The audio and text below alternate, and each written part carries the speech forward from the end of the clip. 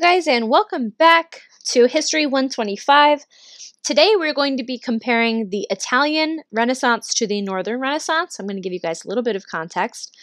And this is actually, I believe, our second to last lecture. I changed some things in the syllabus because I wanted to give you guys some more class time to work on your final essay. So we were supposed to go into a little bit more of like Spanish exploration, Christopher Columbus kind of stuff, but I just kind of thought that it would be more helpful to spend time on our final essay in these last couple days, especially because we're online and we would have had a little bit more time in class. So let's get started. The context for the Northern Renaissance is that it's basically in absolute contrast to the Southern Renaissance. So in the South, Italy didn't have huge kingdoms before the plague. And after the plague, they could continue to make money and more profit. Remember I said when you sell crops to like when the economy kind of all, got ruined at the plague, the crops lost value, but there was less people. So you could like sell for a different amount of profit. You could make more money even though there was less people to sell to. It's kind of interesting and confusing.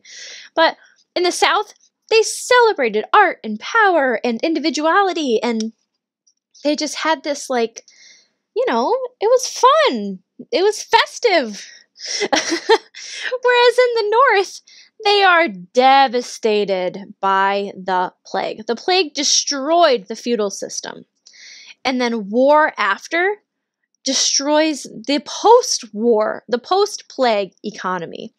So we have the 100 Years' War, and then we have the War of the Roses, and we haven't really been talking too much about Germany, but in Germany, we also have just the destruction of society with the plague and stuff. So the tone of art is God-fearing, it is brutal, and it's super detailed, but hard to enjoy. And I'm going to be going over some really interesting pieces here. And again, if you want to do this for your final paper, feel free. Feel free to use one of the ones we're going to be going over. What I like to think of the Northern Renaissance versus the Italian Renaissance is the Italian Renaissance is about like, we have a lot of nude art.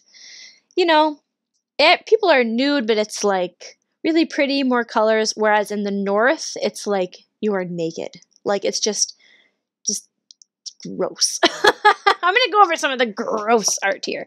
So let's start with a painting from the South really quick. This is by Raphael, really famous Southern Renaissance artist, and it's showing the crucifixion of Jesus. We have the Virgin Mary, a couple saints, and some angels.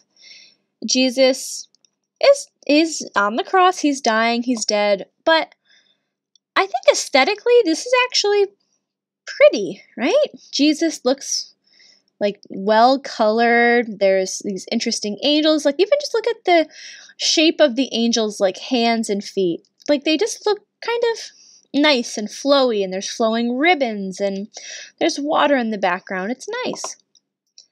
Now I want to show you guys literally the same topic, but painted by a Northern Renaissance artist. Ew! This is Ischenheim's altarpiece by Matthias Grunwald, and it's from 1515 in Germany. Now, let's go over some things. Number one. Look at the just suffering of this. I think this is probably the Virgin Mary. Actually, no, this one's not. This is just a saint, I think. Look at the suffering in her face. Look at her hands. They're like twisted and grotesque, and she's suffering. It's black background, dark, dark, dark. Then we have, this is the Virgin Mary. She's like white as a ghost, disgusting, and someone's helping her, but also just looks really gross. Even look at his hands, like, this is all super realistic and like, it is beautifully done, but it's gross. This is probably my like not favorite. That sounds really messed up, but like, this is really how we know it is the Northern Renaissance. Look at the agony in Jesus's bloody hands.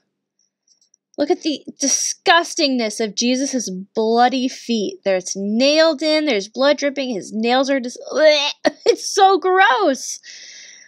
And Jesus himself is not only wearing his thorny crown, which is poking into his skin, which is gross, his like mouth is white, like from foam and probably just dripping. And his body is disgusting from being like bug bites and stuff. This, compared to this, is pretty different. I hope you guys can see. This is really interesting. It is the same painting, but this is the north. I'm sorry, this is the south, and this is the north.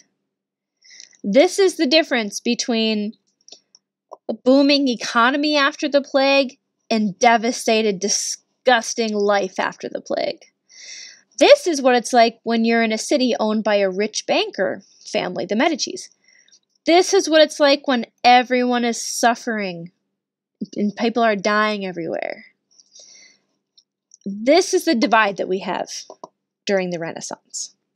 And there was a homework assignment about this, but I am actually not going to be doing that homework assignment. I want for you guys instead to focus on your final paper, okay? So we are not going to be doing the homework comparing Northern and Southern Renaissance art.